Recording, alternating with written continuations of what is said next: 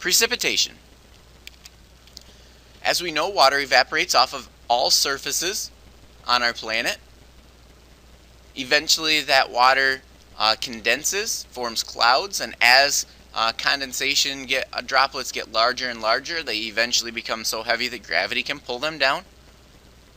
We call this precipitation. So eventually all water makes it back to the surface of our planet. Precipitation is any form of water that falls from clouds and reaches our surface. Common types of precipitation are rain, sleet, snow, hail, and freezing rain. And we're going to look at each one of these. So starting with rain, it's the most common type of precipitation. Water droplets have to be at least half of a millimeter in order to be considered rain. If the water droplets are smaller than a half of a millimeter, we call it drizzle. And if the droplets are even smaller than drizzle droplets, we consider that mist. Mist usually kind of hangs in the air a little bit longer, doesn't fall quite as easily. So it's a little bit more like taking a spray bottle and kind of spraying a little moisture in the air, and you can kind of walk through it without it falling to the ground quite as quickly. So we measure rain by using a device called a rain gauge. This is a picture of a rain gauge. Notice at the top of the rain gauge there is a funnel shape, and then also there's on this one there's a measuring device inside of that rain gauge. You can either take a ruler and just simply measure the amount of water that's inside the tube, or many of them have that scale that's right on the rain gauge. Many of them use that funnel to collect a larger amount of water over a larger area. And usually that area is 10 times larger than the area that we actually use to measure the amount of rainfall. So what we do is we just look at the amount that's inside the rain gauge, we divide that by 10, and that would give us an accurate representation of the amount of rain that fell over a period of time. The reason that we use the larger funnel at the top is because the depth is easier to measure in that case. And it kind of helps us get the actual depth of rain that fell, instead of looking at it and trying to measure a very small amount inside of a tube. So if we use the larger scale with the funnel on it, we just need to divide by 10. Here's another picture of a rain gauge, but a little bit better of a representation of it. Kind of can see that funnel shape at the top a little better. Freezing rain. Freezing rain occurs when raindrops, as they fall through the atmosphere, they eventually hit a surface.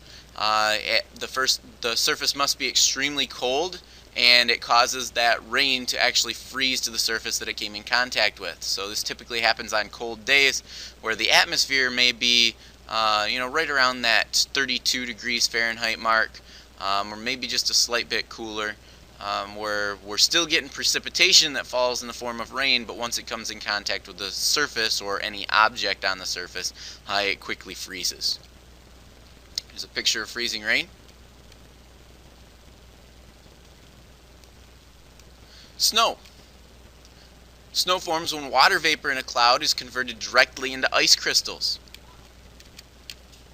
Snowflakes often join together into large clumps of snow, which the crystals are hard to see in this case, but we get these very large clumps of snow where the crystals are kind of all stuck together. And as, again, they become heavier and heavier, they eventually fall back down to the surface. Hail. A hailstone is a round pellet of ice that's larger than 5 millimeters in diameter, so it's about a half of a centimeter. Here's a picture of some hailstones. So if you cut a hailstone in half, you can see layers of ice.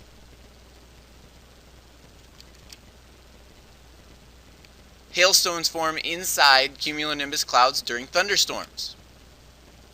The hailstone starts as an ice pellet inside a region of the cloud, and the reason we get those layers inside of a hailstone is because those layers of ice are kind of laid down on top of that small pellet due to updrafts that occur inside of the thunderstorm cloud. So high winds push that hailstone up in the air, and it goes higher and higher, and we know the higher in the atmosphere you get, the colder it gets. So any water that's on the surface freezes. that hailstone falls back down where it is re-moisturized, I guess is the best way to say that, as it goes through the cloud, and then updrafts lift it back up where it's refrozen over and over and over again. The more times that happens, the larger the hailstone gets. So it'll continue to get bigger and bigger until the updraft is too weak to lift it. And then in that case, the large hailstone can fall all the way back down to the surface. Hail can cause large amounts of damage to crops, buildings, and vehicles, and I suppose people as well. So this is a picture of a car that kind of got peppered with hailstones. You can see the little divots all over in it. And this is a runner that got kind of caught up in a hailstorm. Obviously you can see here where it was probably not very pleasant to be getting pelted by those hailstones while trying to run. Sleet. Sometimes raindrops fall through a layer of air that's very cold. Usually it's below 0 degrees Celsius, or it has to be below 0 degrees Celsius, which is the freezing point of water. So we get these little kind of crystals of ice or pellets of ice as they fall through that layer that is extremely cold, and they end up freezing into solid particles of ice. If those particles are smaller than 5 millimeters, then we call it sleet. So here's a representation of the different sized drops of water. If it's a cloud droplet, it's 0.02 millimeters. If it's mist, it's 0.005 to 0.05 millimeters. Drizzle droplets are 0.05 millimeters to 0.5 milliliters, and then rain droplets have to be a half of a millimeter up to a millimeter, up to 5 millimeters in order to be classified as rain droplets. So looking at this chart, what would be the air and ground temperature ranges for each of the precipitation? So if it's rain, the air temperature has to be above 0 degrees Celsius. Remember, 0 degrees Celsius is the temperature at which water freezes. The ground temperature also has to be above 0 degrees Celsius. So what about freezing rain? So the rain comes down, it's in water form. As it hits the surface, it freezes.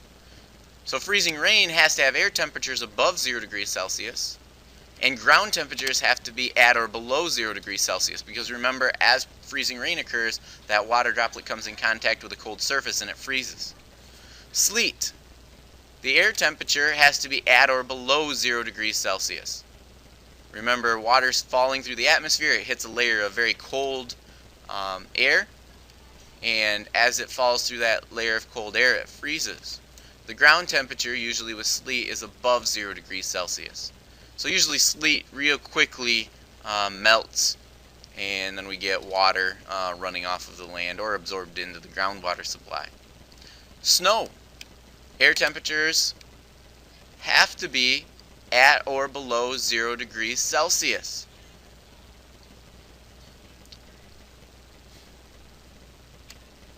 The ground temperature is usually above 0 degrees Celsius, or it could be at or below 0 degrees Celsius, much like sleet.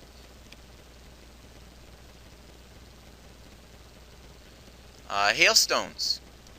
Air temperature is going to be at or below 0 degrees Celsius. The ground temperature is usually above 0 degrees Celsius. Now it's also to note for hailstones, the atmospheric air temperature may actually be above 0 degrees Celsius in certain layers of the atmosphere.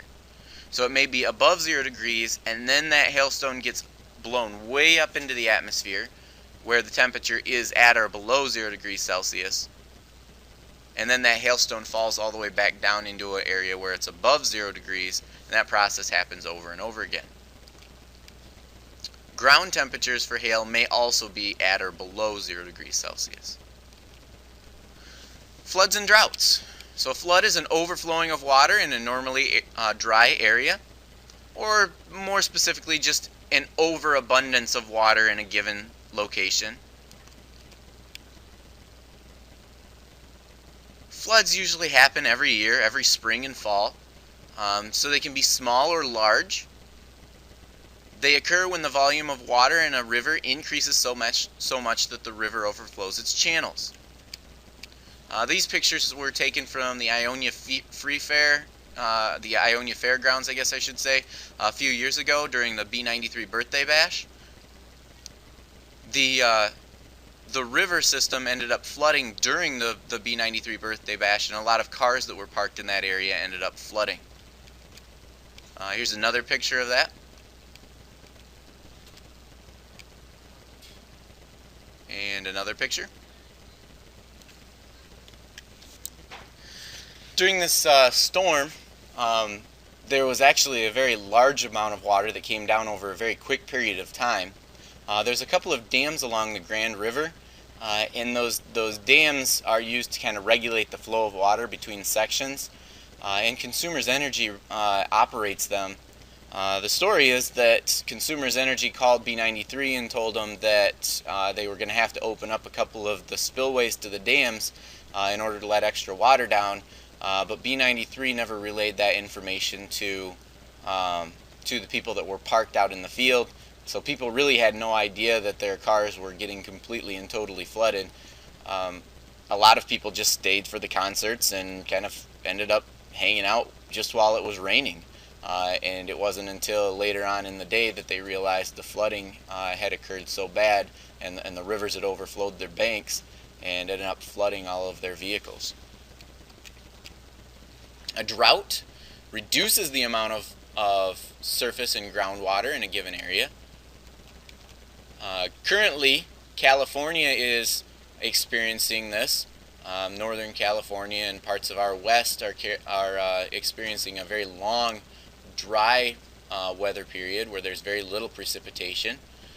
They are actually calling this one of the worst droughts in recorded history. So they're usually caused by dry weather systems that remain in one place for weeks, months, or I suppose even years on occasion. So it's just an area of pressure. Usually high pressure systems do not promote cloud formation, therefore there is no rain that comes out of those systems. And so if they stay in place over long periods of time, you just plain do not get the precipitation you need for crops and farmland. So this picture actually came from Northern California. It shows an area or a body of water that is slowly evaporated and drying up due to the fact that there has not been more moisture added to the environment there.